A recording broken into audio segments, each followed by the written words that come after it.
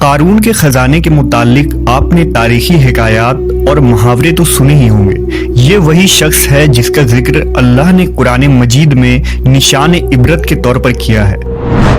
قارون کا قصہ اسرائیلی اور اسلامی دونوں طرح کی روایتوں میں ملتی ہے۔ یہ بنی اسرائیل کا وہی امیر ترین شخص تھا جس کے خزانے کی کنجیاں 300 اونٹوں اور خچروں پر لادے جاتے تھے، اور ہر کنجی چمڑے کی ہوتی تھی جو ایک خزانے کی چابی تھی۔ تاریخ انسانی میں شاید قارون سے زیادہ دولت و ثروت کسی شخص کو عطا نہیں کی گئی۔ قارون حضرت موسیٰ علیہ السلام کے چچا یسور کا بیٹا تھا۔ وہ نہایت ہی حسین و خوبصورت آدمی تھا۔ یہی وجہ تھی کہ بنی اسرائیل اور قبطی لوگ اسے منور کہا کرتے تھے۔ قارون جوانی میں اپنے قوم کا سب سے با اخلاق اور نیک افراد میں شمار کیا جاتا تھا، نیز توریت کا بہت بڑا عالم دین بھی تھا، کیونکہ اس کی پرورش موسیٰ علیہ السلام کے سایہ عاطفت میں ہوئی تھی، اس لیے وہ کتاب کا علم بھی رکھتا تھا اور اچھی آواز کا مالک تھا۔ وہ توریت خوبصورت انداز میں تلاوت کیا کرتا تھا، یہی وجہ تھی کہ لوگ اس کا بہت ہی ادب و احترام کیا کرتے تھے۔ قارون ابتدا میں حضرت موسیٰ علیہ السلام پر ایمان لے آیا، اور جب بنی اسرائیل کو قبطیوں کی غلامی سے نجات ملی تو وہ ان کے ساتھ مصر کو چھوڑ کر سرزمین موعود کی طرف ہجرت کر گیا۔ وہاں اس کے حالات ایک دم سے بدل گئے اور اس کے ہاتھ میں بے شمار دولت آئی۔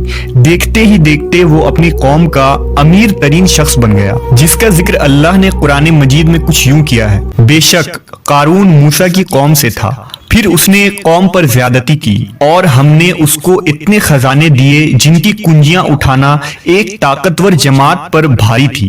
ایک جگہ فرمایا، جب اس سے اس کی قوم نے کہا اتراؤ نہیں، بے شک اللہ اترانے والوں کو پسند نہیں کرتا، اور جو مال تجھے اللہ نے دیا ہے اس کے ذریعے آخرت کا گھر طلب کر، اور دنیا سے اپنا حصہ نہ بھول، اور احسان کر جیسا اللہ نے تجھ پر احسان کیا، اور زمین میں فساد نہ کر، بے شک اللہ فسادیوں کو پسند نہیں کرتا۔ جب زکوٰۃ کا حکم نازل ہوا اور حضرت موسیٰ علیہ السلام نے اس سے عہد لیا تو اس نے یہ وعدہ کیا تھا کہ اپنے مال کا 1000واں حصہ زکوٰۃ نکالے گا۔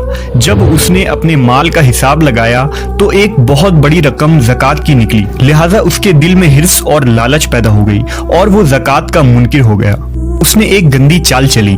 اس نے بنی اسرائیل میں سے ایک گروہ کو جو اس کی حمایتی تھے جمع کیا اور کہا، اے بنی اسرائیل، موسیٰ نے ہمیں بہت سارے امور کا حکم دیا جس پر تم لوگوں نے اس کی پیروی کی، اب وہ تم سے تمہارا مال بھی لینا چاہتا ہے۔ فلاں فاحشہ عورت کو لے کر آؤ تاکہ اسے کچھ پیسے دے کر موسیٰ کو بدکار ثابت کیا جا سکے۔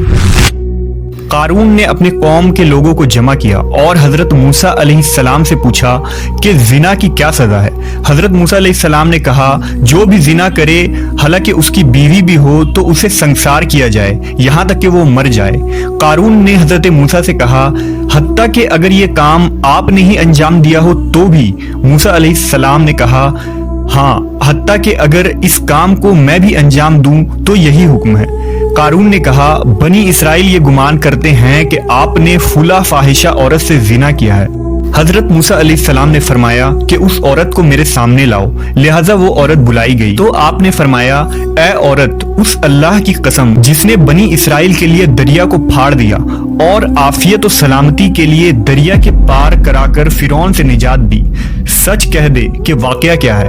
حضرت موسیٰ کے جلال سے عورت سہم کر کانپنے لگی اور اس نے مجمع عام میں صاف صاف کہہ دیا کہ اے اللہ کے نبی، مجھ کو قارون نے کثیر دولت دے کر آپ پر بہتان لگانے کے لیے آمادہ کیا ہے۔ اس وقت حضرت موسیٰ علیہ السلام آبدیدہ ہو کر سجدہ شکر میں گر پڑے اور بحالت سجدہ آپ نے یہ دعا مانگی کہ یا اللہ، قارون پر اپنا قہر و غضب نازل فرما دے۔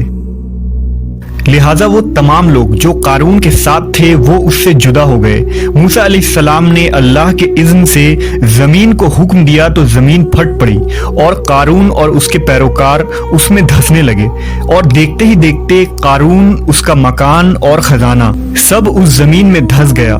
جب یہ زمین میں نابود ہو گئے تو زمین کا شگاف دوبارہ بند ہو گیا۔ قارون کے اس دولت کے متعلق بہت سارے تاریخی حکایات نقل کی گئی ہیں، اور تا قیامت قارون اور اس کا خزانہ تمام انسانیت کے لیے نشان عبرت بنی رہے گی۔